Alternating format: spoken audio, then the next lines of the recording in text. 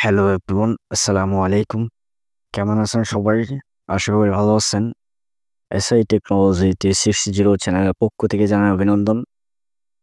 আমি আজকে আপনাদের সামনে একটা ভিডিও নিয়ে কথা বলবো, যেটা আমাদের যারা আমরা ইমো ইউজ করে থাকি সকলের জন্য অত্যন্ত প্রয়োজন।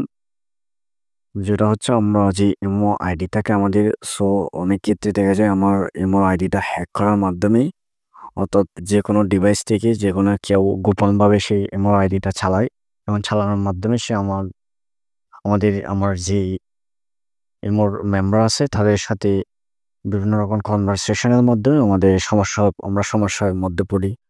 আমি আজকে আপনাদের দেখানোর চেষ্টা করব কিভাবে একটা ইমোর আইডি বিভিন্ন ডিভাইস থেকে চালাইলে আমরা সেই ডিভাইসটা কিভাবে দেখব, সেই জিনিসটা আমি আপনাদের দেখানোর চেষ্টা করব। অর্থাৎ কিভাবে সেই ইমো আইডিটা মানে কয়টা ডিভাইস থেকে চালায় সেটা সহ দেখানো হবে, এবং সেই ইমো আইডিটা যদি অন্য কোনো ডিভাইস যদি অ্যাক্টিভ থাকে সেটা অনলাইন দেখাবে, আর যদি মাত্র শুধু আমার একটা ডিভাইস থাকে সেই ডিভাইসেই অনলাইন দেখাবে। সেই বিষয়টা আমি আপনাদের ভিডিওর মাধ্যমে দেখানোর চেষ্টা করব।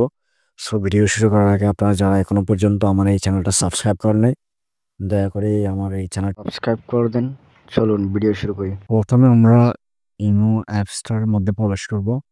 প্রবেশ করার পর আমরা আমাদের প্রোফাইলে ক্লিক করব।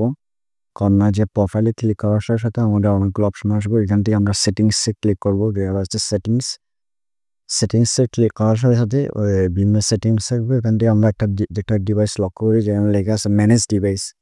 ম্যানেজ ডিভাইসে ক্লিক করলে দেখা যাচ্ছে বর্তমানে আমার একটা ডিভাইস অনলাইন আছে, অর্থাৎ আমার ইমো আইডিটা বর্তমানে শুধুমাত্র একটা ডিভাইস লগ ইন করছে, তাও বাংলাদেশ থেকে।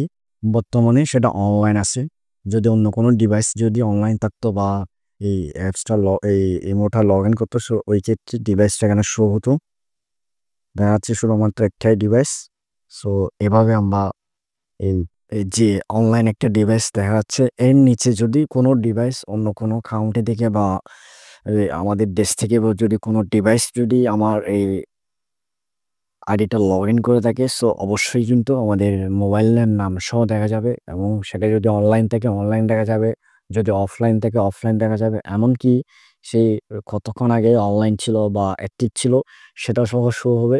আমি নেক্সট একটা ভিডিওতে দেখাবো কীভাবে আমরা যদি একটা অর্থাৎ আমার এই আইডিটা যদি অন্য ডিভাইস থেকে যদি অনলাইন থাকে বা লগ ইন করা থাকে, সেটা কীভাবে আমরা ডিলিট করব, সেই বিষয়টা আমি নেক্সট একটা ভিডিওতে দেখানোর চেষ্টা করব। আমার ওই ইউটিউব চ্যানেলে আরও অসংখ্য ভিডিও আপলোড করা আছে, আপনারা চাইলে এগুলো দেখতে পারেন। আর ভিডিও দেখে যদি আপনারা না বোঝেন অবশ্যই কমেন্ট করে জানাবেন, আমি আপনাদের সঠিক তথ্যটা দেওয়ার চেষ্টা করব। তার আমার ভিডিও যদি ভালো লাগে আপনারা অবশ্যই আমার চ্যানেলটা সাবস্ক্রাইব করবেন। ধন্যবাদ সবাইকে। আসসালামু আলাইকুম।